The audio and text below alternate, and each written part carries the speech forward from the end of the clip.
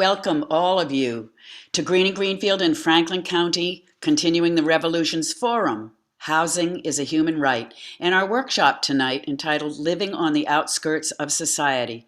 This is focused on the stigmatization of people in reentry from incarceration and recovery.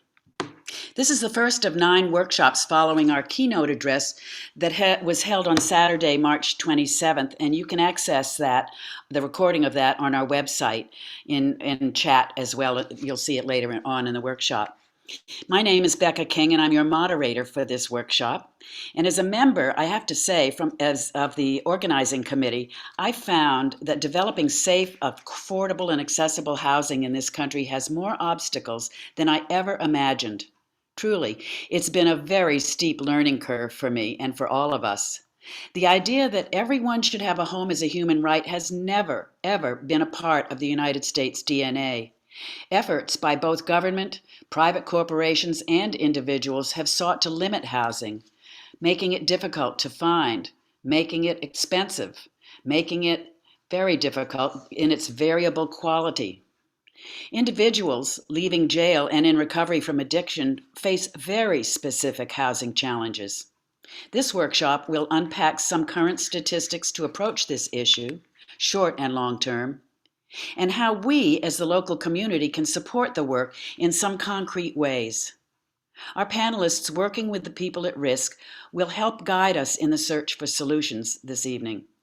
We hope you will commit yourself to this effort in whatever way seems appropriate for you and your community.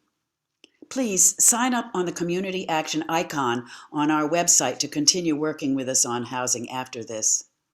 For any of you from outside Massachusetts, we'll do our best to put you in touch with others from your region so that you too can organize to build more effective housing.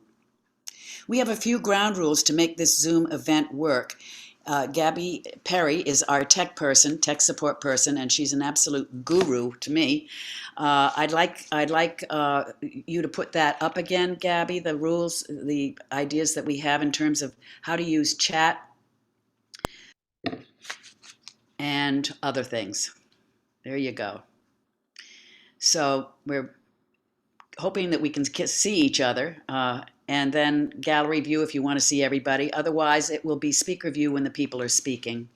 And I think many of you have already introduced yourself in the chat with your name and town, but anybody coming in still is invited to do that.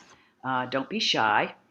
And mute your microphone. We'll be muted for most of this time until we go into the breakout groups, in which case then we'll have an opportunity to talk with each other. If you need technical help, as I've said, contact Gabby, and note that we will be recording this meeting. So those are the basics. We are not having a question and answer, a formal question and answer time tonight. We're going to actually just work with that in our breakout groups. So any questions that come up for you as you listen to the speakers, jot a note down to yourself and then have that ready to bring it out into your groups, okay? So that's what I want to say as a welcome. And I'd also like to ask you all to join us in creating an intention for this time together. And Trenda and Peggy, both of whom are on our panel, will now let you know a little bit about what our intention is. So hello, everyone. I'd love to just sort of open this space and invite you all to take a deep breath and notice your space, the space that you're in right now. Notice the things in your space and the energy of it. I want you to notice your body and the places that your body feels most at ease, and places where tension or discomfort may be, and notice your breath. And none of this is about judgment, just about a noticing. I truly believe that being present is one of the best things that we can do when we engage in this kind of work. So I invite you back to this practice of just simply noticing throughout your time together, noticing your body, your space, your energy. Notice when things shift for you, and perhaps make a note of it for yourself if you'd like to reflect on that further. This evening, as we talk about access to housing and the things that might prevent one from having it, I invite you into that deep presence, deep breath, deep compassion, and free, creative, and strategic thought. Thank you, Trenda. And now, Peggy, do you have something to add? You're muted. Unmute. Yeah.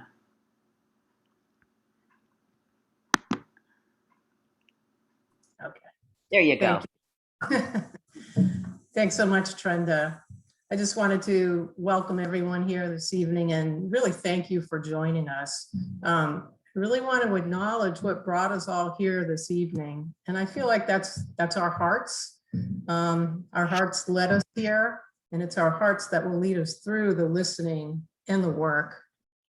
So I want to invite you, coming from that place, to think about what you might want to contribute. What are some of the changes you'd like to see or make?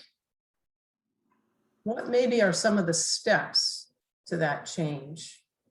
And acknowledging, as Trenda said, if you are feeling some discomfort at any point, I invite you to go back to that center and stay with that. Think about people you know who can have something to offer, resources to help, perhaps.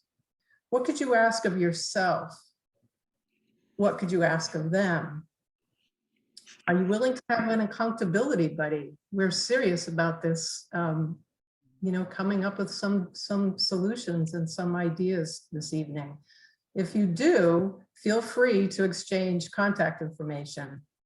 When we do go into the breakout groups, we ask you to try to come up with 3 strategies to report back, and there'll be more instruction about that later. Thanks so much for being here. Thank you. Thank you so much, Trenda and Peggy. You've set the tone for our whole evening together. And now, without further ado, I'd like to introduce Jennifer Avery as our first speaker tonight.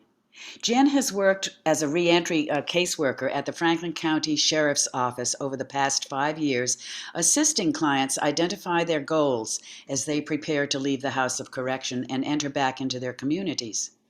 As a reentry caseworker, she provides case management to clients pre- and post-release, promoting autonomy around their recovery goals, peer and family support, housing options, vocational, recreational, wellness, educational, medical, and treatment needs, while upholding client confidentiality. As you might imagine, each client's plan is unique to the individual based on what their needs are, what their wants are, and the life they are looking to live. Take it away, Jen. Thank you, Becca. Good evening, everyone. Really nice to have you here. I'm Jen Avery, and as Becca has said, I'm from the Franklin County Sheriff's Reentry Team. I really want to thank you for taking the time on a beautiful Wednesday evening, to spend it with us, to talk about, some of the problems that people leaving the House of Corrections or incarceration in general and recovery programs, between some of the struggles, some of the experiences, and also some of the triumphs and solutions as they go through the systems in and outside the walls of incarceration. I do want to make a special disclaimer here. I do not want to act like I'm speaking for the experience of my clients. I know I am a woman of privilege sitting in a comfortable home and have those things which many do not. So I just want to say I'm speaking from the experience of a caseworker who works with people who I've witnessed firsthand some of the struggles and experiences. So I just kind of want to put that out there. I'm not speaking for them. I'm just speaking from the experiences of the work I do with them. So as Becca had mentioned, I've worked at the Franklin County Sheriff's Office now for 5 years. And through the work that I've done, everybody's needs are different around housing and the experiences. However, there's a common thread that I think that I personally experience as kind of the 3 biggest barriers to housing post-incarceration. The first one is incarceration itself. We'll get into that briefly. Secondly, the lack of options for people leaving incarceration. And thirdly, education kind of like slashed along with misconceptions around incarceration or recovery and what that means as an individual. So I'll start with number one. You know, when you first enter the Franklin County Sheriff's Office, your reentry starts the day one. And what I mean by your reentry is we start the meeting of you. It starts with like an intake through the staff, the correctional staff. But soon after you've done the intake process, you're housed and you'll be met with a CCW, we call them. It's a correctional caseworker. They're people that actually work inside the pods, but have special abilities and training to work with clients and more in a recovery-based stance and tone. Along with the CCWs is our reentry team. And together we work and collaborate with the client on their individual needs. Again, as Becca had stated, around, you know, education, maybe it's around recovery supports or the, you know, family. It's all built around and scaffolded around the needs of them post-release. However, the one common thread through all of them, regardless of how individual their plans are, is the need for housing upon release. Regardless if you're male or female, rich or poor, old or young, everybody needs somewhere to lay their head post-release. So as we're preparing them to get back into the communities, we do work around, like, you know, ordering their birth certificates, getting IDs, social security cards, you know, all those things that you need in order to go along and fill out applications for housing or even to get a job. So we do our best to meet all those needs. You know, sometimes we're not always 100% successful, but, you know, we do continue our work in the community so we can follow up if for some reason someone fell through the cracks. So we get people all prepared to leave, and the general routes that they leave is we have a percent, usually about, now these are rough estimates pre-COVID, so hold these percents very loosely right now, but usually about 26% of the participants that are in our facility go on to what we call a long-term recovery program or some type of sober housing where they get to keep working on the skills and things that they've built towards the life that they want to live. And then we have a couple percent, so I'm not going to get too much into it, but you'll see the point of why I bring this up. We've got about, oh, where did I put those numbers? I'm not good with these numbers. Okay, so we have about 6% that go off to shelters. We have about 14% that go off and go back to live with their parents or their family. 13% go on to live with maybe their spouse or significant other. And this is what's I found very interesting and quite frightening, actually, and where this alone stands as a problem without me saying anything else, is that 16% of which leave our facility as considered independent housing. 16%, 15% of that is living with a friend or couch surfing. So if I'm doing the math correctly, that leaves 1% that are leaving our facility. Granted, it could give or take, you know, maybe it's 2 or 3 at this point. However, that's 1% that's leaving with their own independent housing. So right there, that shows somewhere within systems, society, communities, there's a problem. So that brings me to number 2. So here we are, we're getting out of, you know, the facility, we're maybe getting out of recovery center, and we've got our IDs and we've got our birth certificates. Maybe we got a little money and we're going to look for housing. And guess what? Number 2 comes in, lack of options, right? There's lack of availability. You know, there's not, you know, you're looking through the list, there might be 6 or 7 apartments available in our communities, and most of them are not affordable for our members due to obvious reasons of, again, that incarceration, you know, being, you know, maybe losing references upon being incarcerated, or due to their incarceration, they don't have housing references. Due to having a record now, right? We call that a CORI in our field, a criminal record. Landlords now are looking into that. Almost 99% of landlords are requiring a criminal record background. So when we tell clients like, oh, you know, you do your time, we're all brought up to think, oh, if you're incarcerated, right, you serve your time, you get out, your time's done, served. That's really a misconception because most people are still living their time on the streets, still serving time through having to deal with CORIs, discrimination, landlords not willing to rent to them because of their past history through incarceration or recovery. There's still a lot of stigma around that. We'll get to that a bit later. There's a lot of competition. So if there are some availabilities, you know, I mean, a landlord might have 20 to 50 applicants to go through. And unfortunately, when they see that someone has, you know, a job, has great references and no criminal history, I would imagine I'm not speaking for them, but I would imagine it's easier for them to say, hey, I'm just going to rent to what I know I can kind of depend on and count on. So a lot of our people are left out for that as well. Lack of transportation. So maybe they're trying to find somewhere to live, but it's on the outskirts where it's more affordable and more rural, but they need to be around their supports and their services and the things that make their life complete and help them move forward in the life they want to live. So there's a lot of challenges around that. And then, and then there's the slumlords. Maybe there's a better term for it, but that's what I use. And, some people are faced with having to live in very uninhabitable situations due to the fact that they're limited in who will take them and what's available in their price range. So we have clients who have lived in some very dire situations and have chosen to, because if they say anything, it's reported. They get housing for a couple nights, maybe a little longer in a hotel, but then they're back onto the street again. And I should make a point too, with that 26% that do go off to like long-term recovery programs, that too is a short-lived experience. It's fabulous that they're moving on and continuing that care. However, if they graduate from the programs, which could be 3, 6, 9, 12 months, depending on the program they go to, which are also very limited for bed capacity, those people, whether they graduate or are discharged early, they're in need of housing too. So we're back in that same pool of kind of the same group of people with the same competing struggles, trying to find that very limited space for apartments or a single room occupancy, which is a very needed thing in our community as well. I don't want to just harp on like the negative things, because there's a lot we could really get into and dive into, but I can't take up all that time. But there are some good things that have been happening in our community, like Raft and a new housing navigator, which I'm not going to get into because I'm going to give that space to Gina. But it has been very helpful in our communities. Also, the new warming shelter that took place instead of the Salvation Army this year to house people during the winter months, along with the Well Street Shelter being open 24/7 this year. It used to be where you couldn't automatically be housed. This year there were some voucher programs and things that got put into place to at least keep people warm through April.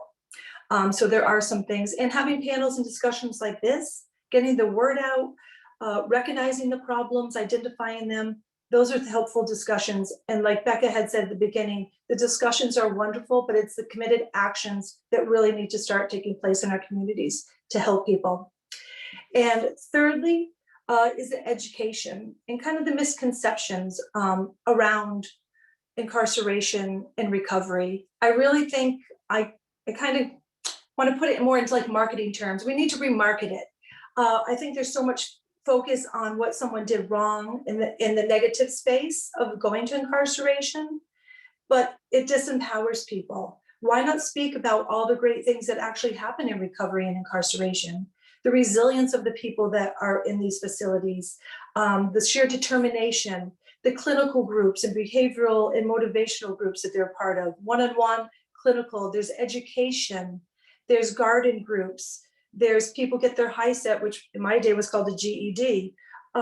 They do community work and building. There's a lot of things. There's pre-release programs where they actually get to go work in the community, engage. They have skills, they have gifts to give back to the community. However, it's hard sometimes because of that stigma, they're not recognized for that. People get stuck in a story. And a client had once said to my coworker, and I still carry this with me, is that we're always worth more than the worst thing we've done. And I think really just realizing how we hold stigma and people accountable for one experience or one story really keeps people stuck and keeps people not moving forward in our communities. It keeps landlords scared of renting to people. And I think one of the, alongside making more space for housing, is really working on the stigma and education around what it means to be incarcerated. Our facility is more of a locked treatment center than it is like put you in a box and hold a stick to you. It's really a full-time job being at our facility of working in a treatment program to move along when you re-engage into the community. And before I leave you tonight, I just want you to regardless of your beliefs of incarceration or around recovery, I just want to let you know that regardless how you feel, people are coming out of the house incarceration. They're coming back into our communities, and they're going to live here for the most part. Most of them are choosing to stay within our communities because that's where their supports are gained. So how do you want your community to look? Do you want to support them, or would you prefer to push them to the side? And what might you be able to do to solve this? And with Great. that, I leave you tonight. Thank you so much, Jen. That's an amazing report. And I think that we have never really quite heard it that way, that once you've done your time, it continues on the street for an indefinite amount of time. And I really appreciate your pointing that out. It's excellent. Okay, so now we're going to hear from Peggy, Peggy Vecina, who is Director of Program and Community Development with the Western Mass Training Consortium. She's lived and worked in Massachusetts Western Mass for 40 years, 7 of which have been in Franklin County. So she's a real native. Her work has included addressing the issues of substance use and interpersonal violence from a prevention and recovery lens. Through her work, Peggy has conducted extensive community assessments in Springfield, Holyoke, and Franklin County, where she coordinated the Intercept Zero mapping project for the Opioid Task Force. Throughout her life, she's had a passion for examining the root causes of injustice and engaging the communities most impacted by the systems that fail them in finding solutions. She attributes her most valued and informative learning to the stories shared by members of our communities and is dedicated to elevating the voices of those who are not typically represented and heard and who live the experience of stigmatization in finding housing. And we're going to hear from one of those voices now with Peggy. Thanks, Peggy. Thanks, Becca. Yeah, so I forgot that I said all that. I really appreciate, Jen, and the way that you kind of tied that up at the end with just putting the positive look on that. It's really important going forward. And as a woman in recovery myself, and someone working within the recovery community, I really want us to really think about this. There's housing, and I think in the recovery community, what I'm hearing and have heard for so many years is really about home. So it's really about connection, it's about community, it's about belonging. And so many people in recovery have had so much loss and not experienced that sense of belonging. So my challenge to us all tonight is to really think about that as a community. We can really, there's people on this panel, there are people in this room who know a lot about how do we increase housing stock?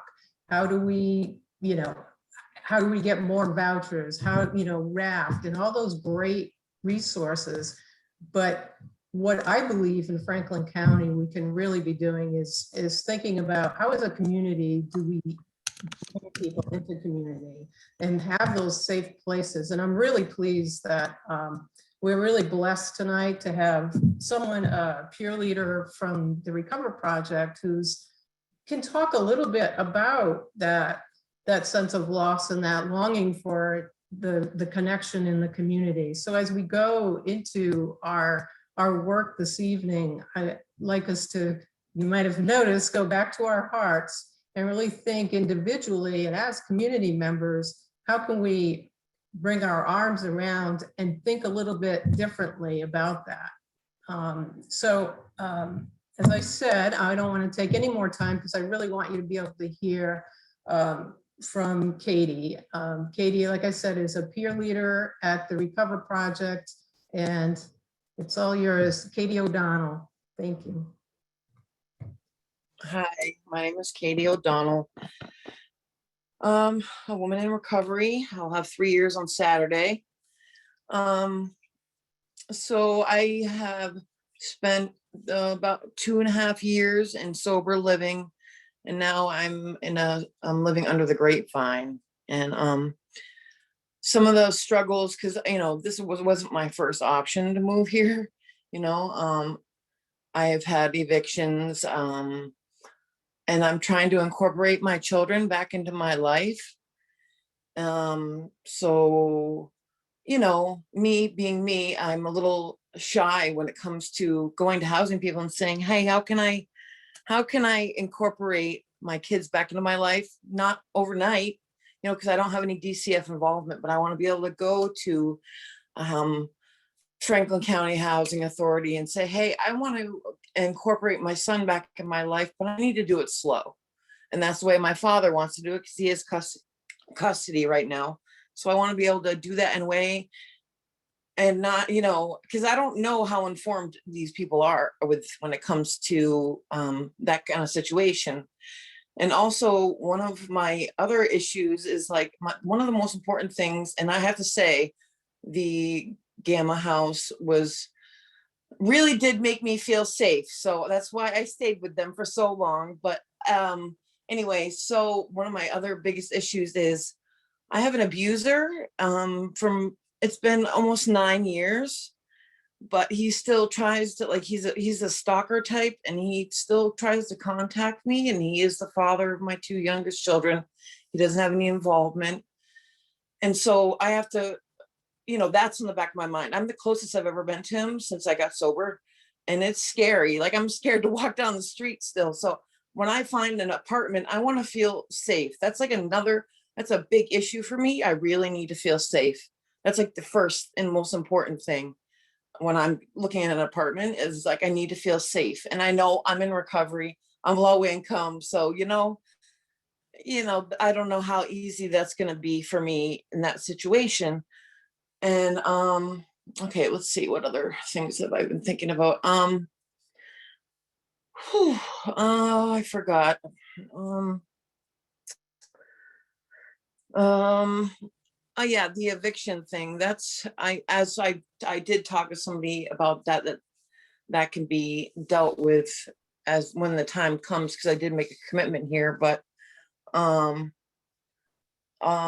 yeah, basically the main thing for me is being able to feel safe in a place because literally I walk down the street and I don't like I'm so close to him right now that I'm afraid to run into him, and get an apartment with my child. That would be scary to me. And there's no DCF involvement, there is no restraining order because it's been so long, stuff like that. And I remember when I first came in and when I first left him, how much fear I had, like, and trying to find housing at that time and trying to feel safe and trying to stay sober. It was terrifying. It was all so much, and I felt so alone, especially with the housing aspect of it. I had no clue what I was doing, there wasn't any housing navigators. Um, yes. And then, so one of the other things is, so I was in sober living for a really long time. And I know, um, it's been a little adjustment moving into the Grapevine because I've been in sober living for so long. So it's like, I'm constantly having to ask my roommate, like, is this okay? Is this okay? She's like, Katie, relax. Like I had gotten used to things being a certain way, like people being in charge and having to do things a certain way because there's structure at the sober living places, and I'm so used to having to live in that kind of environment. And I have to say, I probably stayed too long. I mean, I stayed sober, which is amazing, but I probably stayed a little too long for me. But I'm also very grateful that I went. So yeah, so the biggest fear for me is not being lonely, like I need to be with somebody, but being alone. Like like a lot with my abuser, with coming out of sober living, getting my child back. It's a lot for a person in recovery, and somebody who's been through trauma. So yeah, that's the barriers I'm facing right now. And I feel like as I talk to the housing navigator, the eviction thing is not going to be too much of an issue. So yeah, but for some it may be. I guess that's all I got to say. Thank you so much.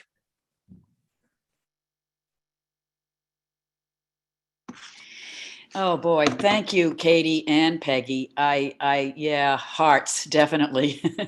Sweet. I honor you, and I see how much courage it takes for you to deal with all of these issues that you're dealing with.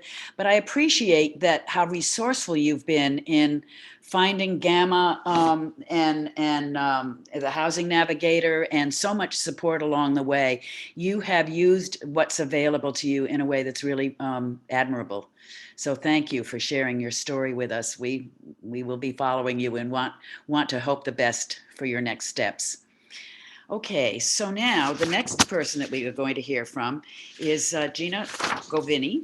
Govini, is that how you pronounce it, Gina? Who is going to be speaking with us about her work as the, oh my gosh, I've forgotten my notes. Hold on. I'm just being human here. Okay, her work as the executive director of Franklin County Housing Authority, that's known as HRA. She oversees approximately 260 units of residential property. Also, Rural Development Incorporated, a nonprofit subsidiary of the HRA that develops private affordable housing initiatives. And also, she attends to the administration of federal and state vouchers, housing vouchers.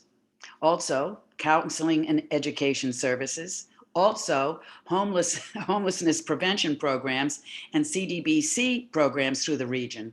Prior to HRA, she held leadership roles at Wayfinders in Springfield and at the Massachusetts Housing Partnership. She also served as the governor's appointee to the Natick Housing Authority.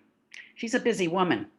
Gina earned her BA from UMass and her MBA from the Heller School for Social Policy and Management at Brandeis University. We're very glad to have you here tonight, Gina. Go ahead. Thank you, Becca. I'll start off by just trying to share my screen if I can. Let's see. Becca, can you give me a thumbs up if you can see that? Yeah. Yep. Okay, great. Okay. Well, I'll start off by saying I've had a career in housing for the past 20 years. And Katie, I just want to thank you for your story. It's powerful. And frankly, it's the reason why I'm in this role. I feel like organizations like mine have had a reputation for not necessarily meeting the needs that you have. And if we're not doing that, then we're not really doing our job. So I'm glad that you met Sonia, and we'll talk a little more about that. First, for those of you who don't know, what I'm going to try to do is advance my slides and see if I can actually do this. Just bear with me, guys. Bear with me. All right. Becca did a great job of running through this. We're a public housing authority. We manage a lot of different properties. Obviously, we have the Section 8 program, also the Massachusetts Rental Voucher Program. Most people who know us right now know us because of RAFT. This year, we're going to, by the end of this fiscal year, put about $1.25 million of emergency rental assistance funds out to Franklin County residents who are in need, facing eviction or facing homelessness in some way. That's about 4 times what we see in a normal fiscal year. So there's a huge need out there right now, and thankfully we've been able to get the funds out to those who need them. Housing counseling and education, and most recently our housing navigator who has joined us, who is here with us tonight, Sonia Cruz. And then on the other side of our house, we also have this nonprofit affiliate, which is Rural Development, Inc. And for the past 30 years, we've been developing housing, but the first 10 years are really focused on building affordable home ownership units. In 2000, we actually renovated the Crocker Bank and the Cutlery Building, and that was our first foray into low-income housing tax credit development. And as you can see here over time, we've done a number of different developments from Turner's to Greenfield to Orange, and they're all a little bit different. And we have a new one in Sunderland coming online in 2022, which we're very excited about. But as you can see here over time, one of the things I just want to point out as we look at this is that these developments all take time.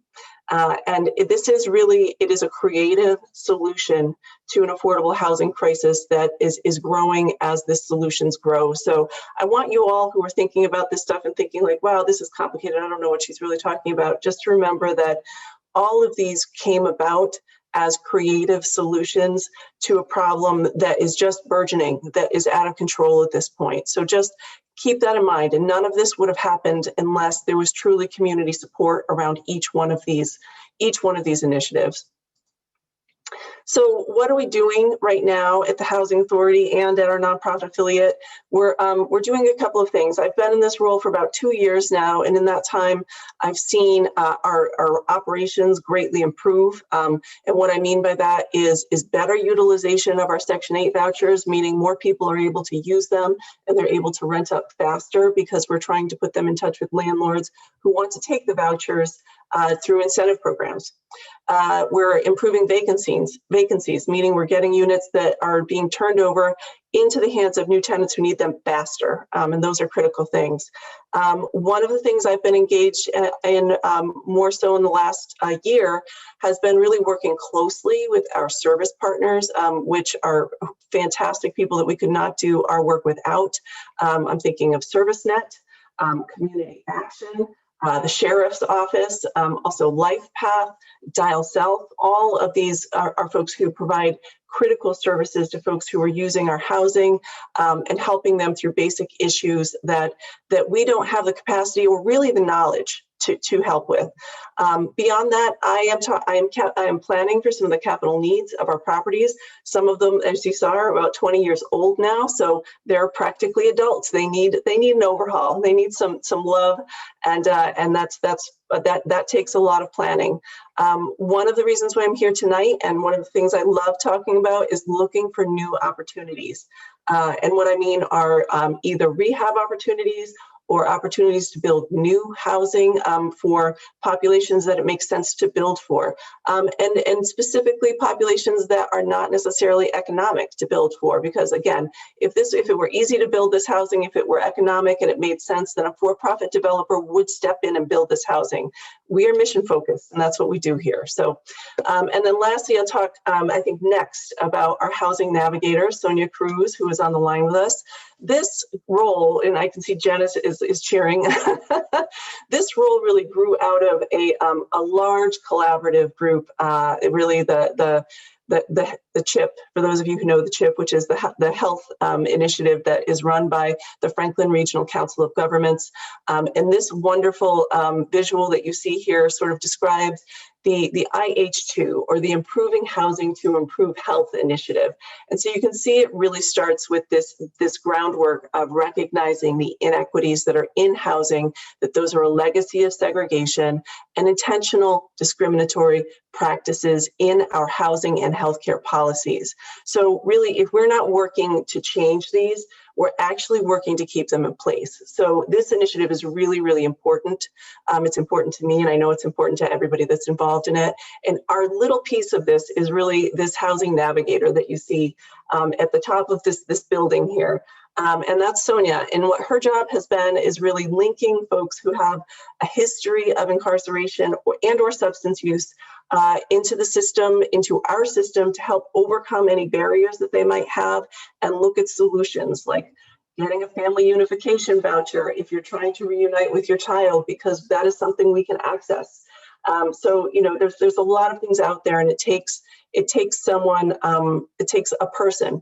You know, it really means putting that person's job a priority of working with that population, working with those folks who, in the grand scheme of everything that we do, might take the most amount of time, but really trying to make sure that they're stable and finding what they need. So the problem, I've talked about the problem that we have. For those of you who joined our keynote a couple of weeks ago, we shared this data. And this data, as you can see here, if you look just at this one number, we have a gap. We have a gap right now in Franklin County of about 1,200 units.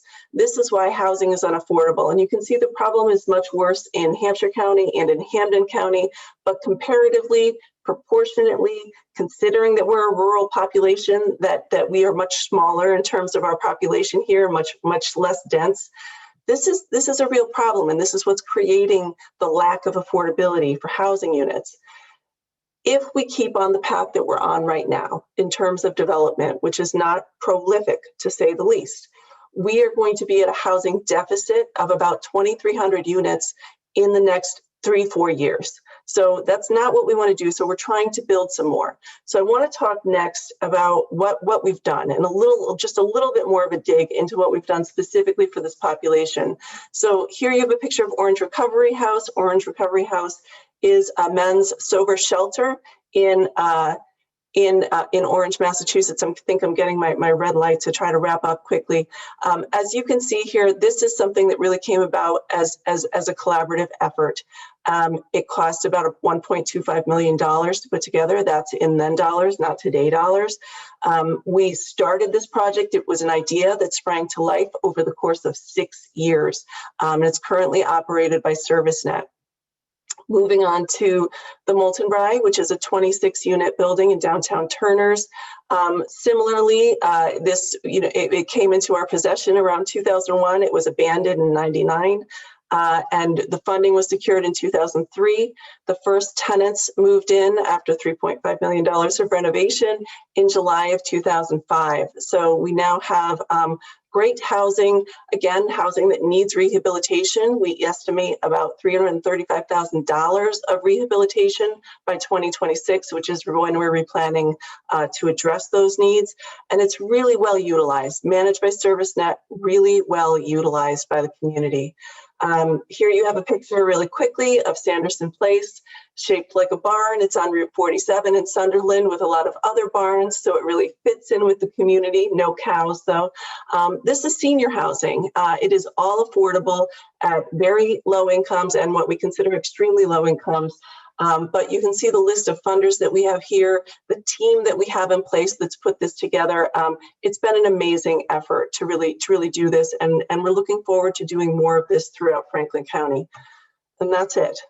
I will turn it back to Becca. Thank you. Thank you all for your time. Oh my gosh, that's just such great information to have, Gina. And I get the message underneath it all that your success really depends on community support. So we're heading on into that together. But first, we want to hear from Trenda Lofton. And Trenda is a social justice consultant and artist, a worker owner of the Compost Cooperative in Greenfield, and is a new realtor with Caldwell Banker Realty. You may know that the Compost Cooperative stops food waste from entering landfills by hiring individuals affected by the criminal justice system. It offers composting services to residents, businesses, and institutions in downtown Greenfield and in some of the neighboring towns, while building cooperative business ownership among people who have been incarcerated. Its mission is driven by racial and environmental justice. As a member of the Compost Cooperative, Trenda has overseen the purchase recently of a multifamily home in Greenfield to house worker owners who are released from jail and then find it difficult to find affordable and secure housing. She believes housing is a human right and is actively seeking innovative ways to increase access for those who face so many barriers. Trenda believes one of those ways is through cooperative economics. She is dedicated to disrupting systems of oppression, cultivating opportunities for collaboration, and co-building new structures based on honoring everyone's full humanity. Thanks for being here, Trenda. Thank you so much, Becca. And thank you to the other panelists and folks sharing tonight. I've been over here taking notes because so many powerful things have been said. And so I'm so grateful for that. I feel like as we enter this conversation, and we've been really holding the experiences of folks impacted by incarceration and folks impacted by addiction, I would be remiss if I didn't mention, right, how a variety of other identities can compound the lack of access to housing when we start thinking about the experiences of folks in the LGBTQ community, folks who are Black or brown or a person of color in our communities, folks with disability, right? The access to housing becomes even more limited, right? More barriers are faced. So as we enter and continue this conversation, just to hold that truth, and as we continue to strategize and think about how we can support all the folks in our communities to increasing access to safe and affordable housing, And Katie, I so appreciated you really mentioning the importance of safety, right? And I just want to echo that, right? It's not just about affordability, but it is about feeling safe and supported, and hopefully, right, like some joy. That Peggy had mentioned, a sense of home, right? So that's really a huge component of how we're moving at the Compost Cooperative. I appreciated you, Becca, throwing in a little bit more context about who we are and what we do. And so it's an exciting time as we are just now beginning to work with a commercial customer in Holyoke. So sort of catching the attention, and folks are recognizing the importance of providing not just living wage work opportunities, but also meaningful work, right? And also worker owner opportunities and leadership development as a key component to successful release and reintegration into a society that isn't always ready for them, right? And so I'm excited to be a part of these conversations. So the Compost Cooperative actually was dreamed of and designed within the walls of the Franklin County Jail, with folks incarcerated there, educators, and community members really forming together around addressing the issue of lack of access to living wage work. We quickly learned, right, that without safe, affordable housing, it doesn't matter if you have living wage, meaningful work as much, because it's harder to keep those things when your most basic of needs aren't being met, such as access to food and access to housing. So as you know, we mobilized to complete a purchase back in December. I wanted to actually share a little bit about how we did that and why we did that, because the goal really is, again, to invite you all to be thinking about how can we create vision, right? How can we imagine other possibilities that maybe there are some examples, but maybe there aren't yet, right?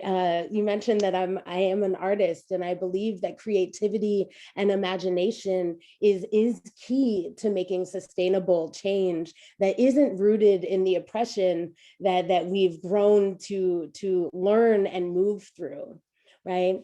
So when we got started, we did not have the funds, but we had the vision. And we knew that we would need community to gather in order to make this vision come to fruition. So we wrote it out, right? Strategy number one, right? Write out that vision, what it is that we were trying to do. And we shared that. We shared that widely. We created a GoFundMe, really with the lofty goal of funding the entire initiative.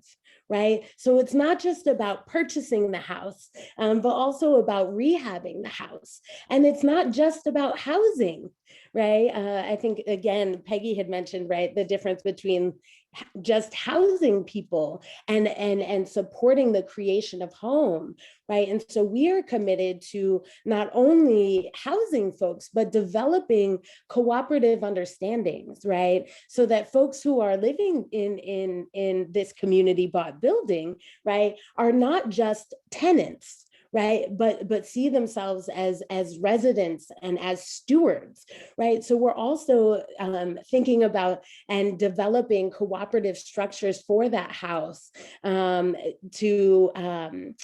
also developing home maintenance skills, right? So that as we're thinking about what it means to live in home and make home, it's like, yes, let's make a garden. Yes, let's support each other in getting chickens. Yes, let's figure out how to, take good care of wood floors. So these are all parts of our vision that we've crafted out.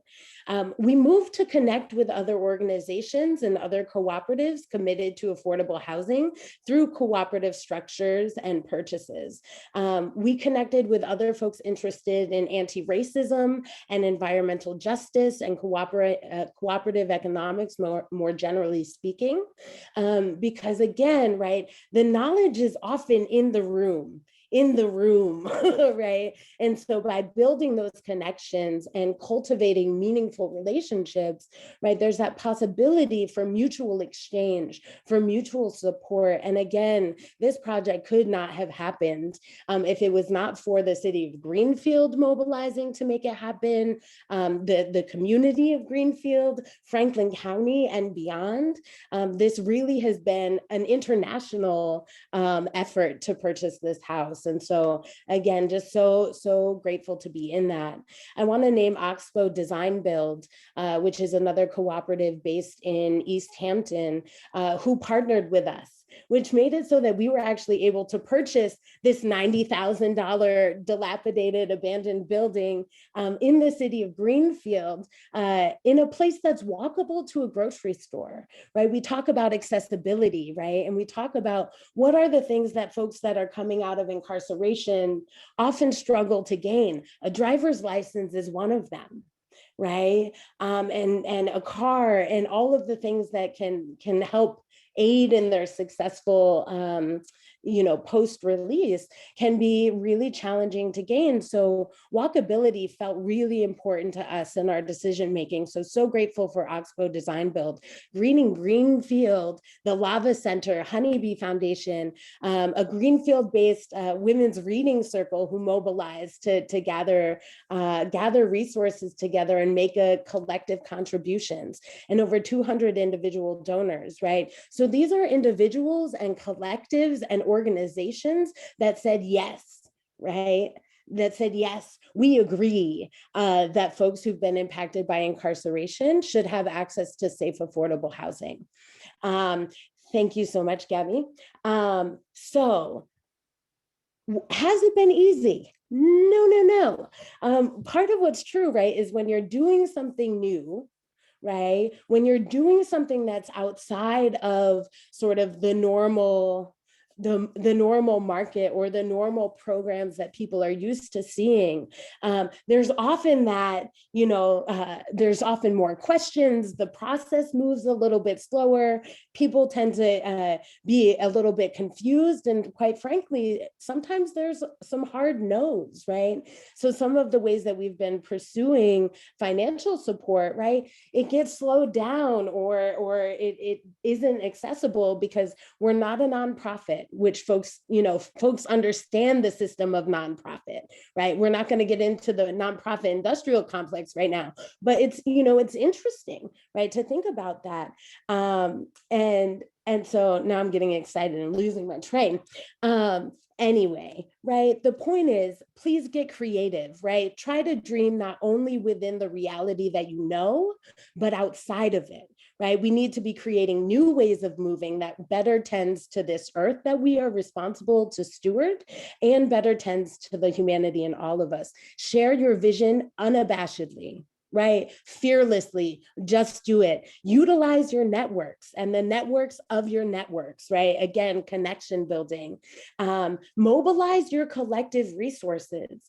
Down payments are often the biggest barriers to folks being able to purchase a home, right? And so seeing a community, right, say, you know what, yes, right, that can allow more of these collective purchases to be happening and collective stewarding to happen. I encourage you to listen deeply always, right? And Jennifer, I appreciated you acknowledging the place that you were coming from and moving from and sharing from, right? And so recognizing those moments when it is our job to listen and just do that. When it's our job to sit back and follow the lead, and when it's our job to really lead the action, right? And shift as needed. And this is the last thing I'll say, shift as you need to, and hold to your core values and to your intention, right? Oh, I'm so excited we get to move to like brainstorming time. Okay, bye-bye, thank you. My God, the woman's on fire, and so are we. So now we will get to go to our breakout groups and to hear from each other and our responses to these presentations, stimulating what Trent has just said. How can we create a vision? How can we live out our values on behalf of our neighbors and everybody who we've been hearing about? And I hope that each person will really step forward in their group and feel comfortable to speak your minds and your hearts. I do need to have one of you in each group choose and volunteer to be a note taker or a reporter, because what we're going to do is, after about 20 minutes of dialogue and discussion and wrestling with the issues, you'll come back to the larger group and we'll want you to post your 3 special ideas that everybody should like to see on the chat. So we need somebody who will be responsible for that from each group. We provided some questions for you to think about, which Peggy talked about in the beginning, and I think that Gabby will be putting it on the chat box so that you can all access it, thinking about why you're here and what your ideas are. So that's pretty much it. Let's go. Let's go see what we each have to say and offer to this great project. And then we'll report back, and I think we're doing okay on the time. Okay.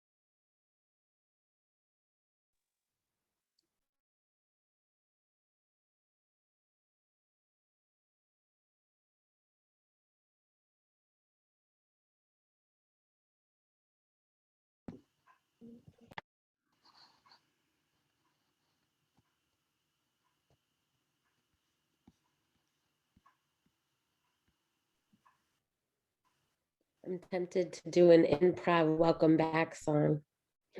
Yeah, will you want to? Go ahead. It's the same. It's not improv. I do it every time. Welcome back. Welcome back. Welcome back. Welcome back. That's it. That's it. You can repeat it if you want, okay. Yeah. Okay. Is everybody back yet? I can't see. I don't have gallery view, do I? Whoops. Huh.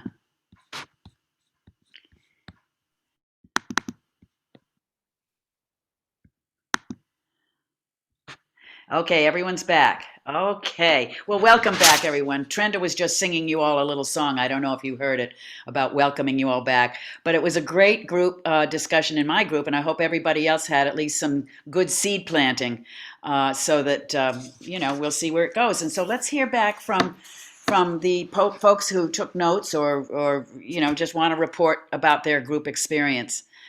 And how many, we've got people appreciating their groups. We have how many groups? 8 groups, Gabby?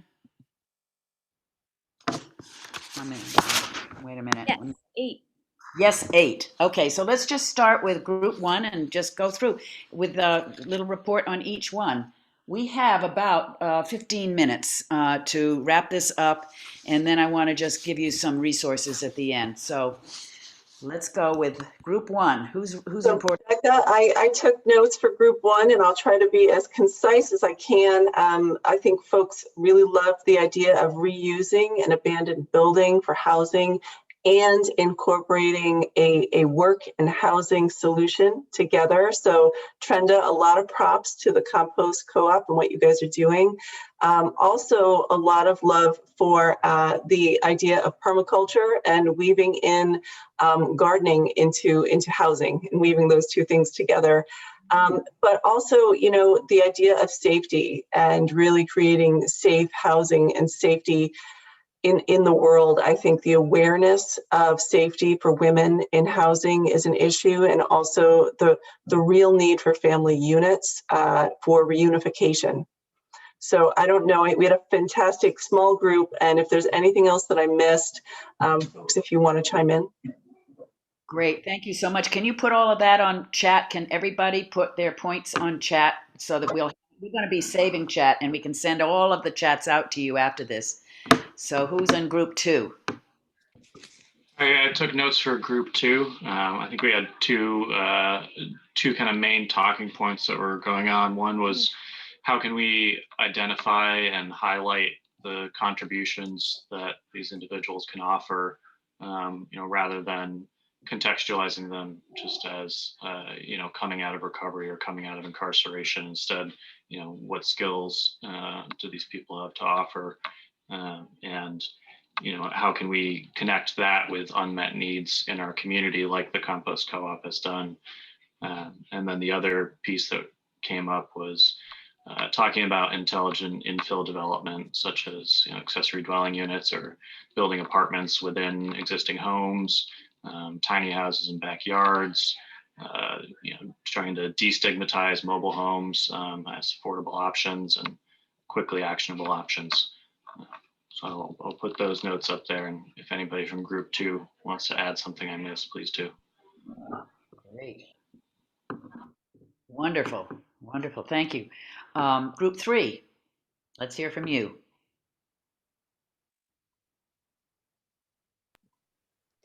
I think we were group 3. Oh, okay. I also took the notes, so I guess you'll hear from me, unless anyone else. Norman, Stacy? Okay. So there was conversation about supporting the existing structures. So how can we bolster and elevate and inform community about the resources that currently exist?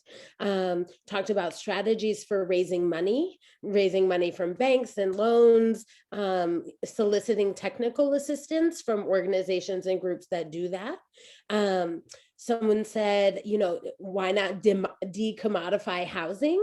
What if we actually put a cap on what you could make for profit off of housing, both in sales and in rentals? Someone mentioned removing housing from the speculative market through deed restriction. Someone mentioned a program that they're leading about building landlord relationships. So developing understanding and support so that more landlords are more willing to take the risk. If you can't see the video, those were air quotes. Okay. Thanks, group 3. Thank you. Okay, group 4, let's hear from you. I'll take it. If people want to jump in, please do. There were 3 things that we talked about. We kind of concentrated on the issue of stigma. One was seeing if there might be some kind of universal statement, certificate of accomplishment that people coming out of jail or people in various kinds of treatment facilities, including places like Nelquit and possibly even issues around economics at Community Action, might be able to take with them to a landlord. So emphasizing the accomplishments they've done, the things that they've learned, the new experiences that they've had, rather than the negative vision that people have of folks who have not made those changes. The second thing was possibly training local real estate people that people coming out of prison or coming out of treatment are not the worst thing they've ever done. So doing a really massive education for realtors, for housing rental people to really understand that. And then also looking at requirements for work that's done for public jobs, so firefighters, EMTs, etc. Do those kinds of jobs, the way that they are written up in our towns and our communities, prevent people who've had a history of incarceration and or treatment, if that prevents them from ever having those kinds of jobs? And if so, what can we do to change that, including things like the DPW and other places like that? So those three things were the things we thought of. Thanks. Fantastic, fantastic. I love these ideas that are pouring in. Okay, so group 5. Who has group 5? I can speak for group 5 and hope that folks will chime in. We had 3 different things that we talked about. It was way not enough time, but we talked about that Lucinda is related to Silverthorne Theater, and Sue Hollins also talked about film, but using theater and film as ways to share personal stories to help reduce stigma about folks who have experience with incarceration or addiction, that hearing personal stories, getting that real personal awareness can help with the stigma.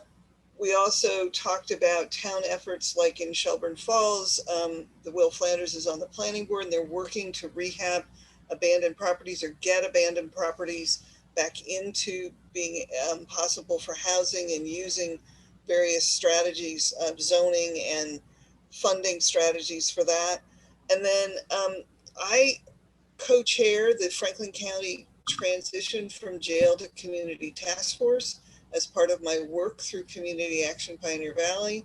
And we have a group of folks who are actively working on a range of different ways to be a welcoming community to folks coming out of the jail. And so encouraging folks to check out the Transition from Jail to Community Task Force. And we have talked around housing issues and would like to address housing issues. Right now we're doing Love in a Backpack, but so get involved and I put my email in the chat as a way to get involved with that. Great. And anybody else from our group, add more to the chat if I messed up or didn't include everything. Thanks. Fabulous. Okay, group 6. Keep moving it along. I took notes for group 6. So there was a lot of appreciation expressed for those sharing and for this workshop happening. A lot of people wanted to hear more about cooperative alternatives to renting or ownership.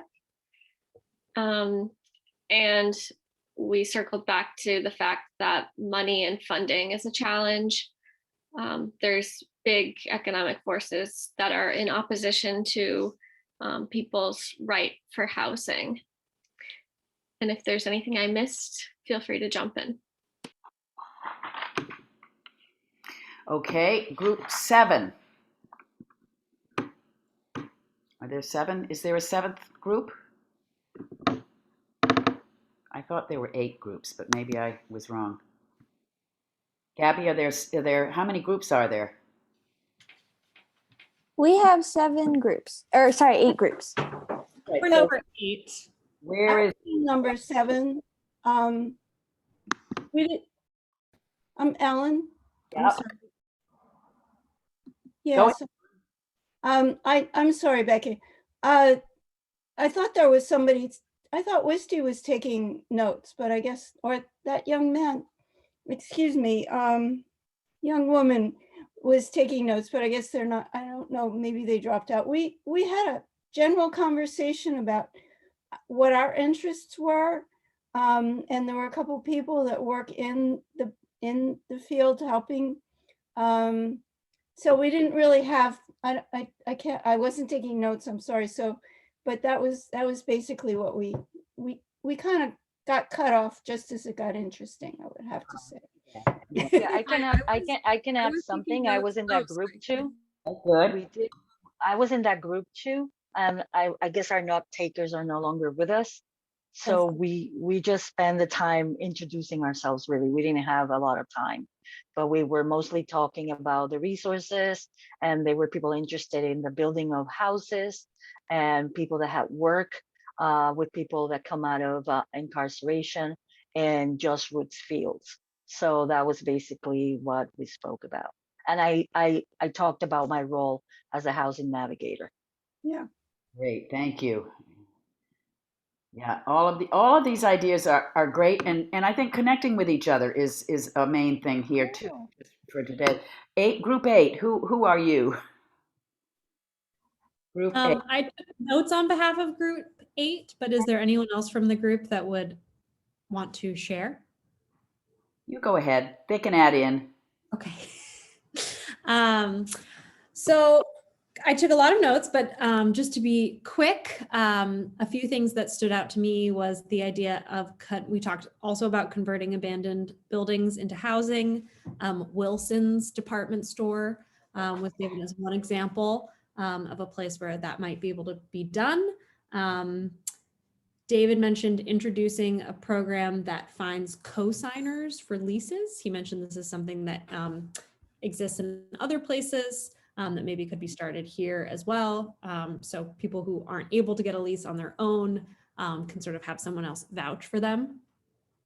And starting a fund to help people pay for their first month's, last month's rent and security deposit when renting, because that is often a huge barrier for renters. And lastly, just the general need to advocate for tenants' rights was a theme throughout our conversation. But if anyone else from Group 8 wants to include something I didn't mention, please feel free to jump in. Okay, so thank you, everybody. This is just a good start. This is what we hope to achieve for tonight, is to get you all thinking about how we can be a community that can make a difference in this area of getting affordable housing, safe and affordable housing, accessible to the people who are living the lived reality of not having it. And having a home is the ultimate goal. So the chat file will be saved and sent to all of you, and it will give your names, towns, and strategies, the list that we just came up with. And also you will be notified of resources and groups continuing this work. We hope that you'll enjoy it and join us in any way that you can. And please check out our website, which is www.housingishumanright.com for resources and future workshops. As it was mentioned, we have one tomorrow night at 8 o'clock, Housing Within a Corporate Capitalistic Society. So there will also be a workshop every week until mid-May on various different aspects of the housing crisis. So please join us, and thanks again for coming. Take care. 7 o'clock tomorrow, not 8, right? 7 tomorrow. Okay, good. Not 8.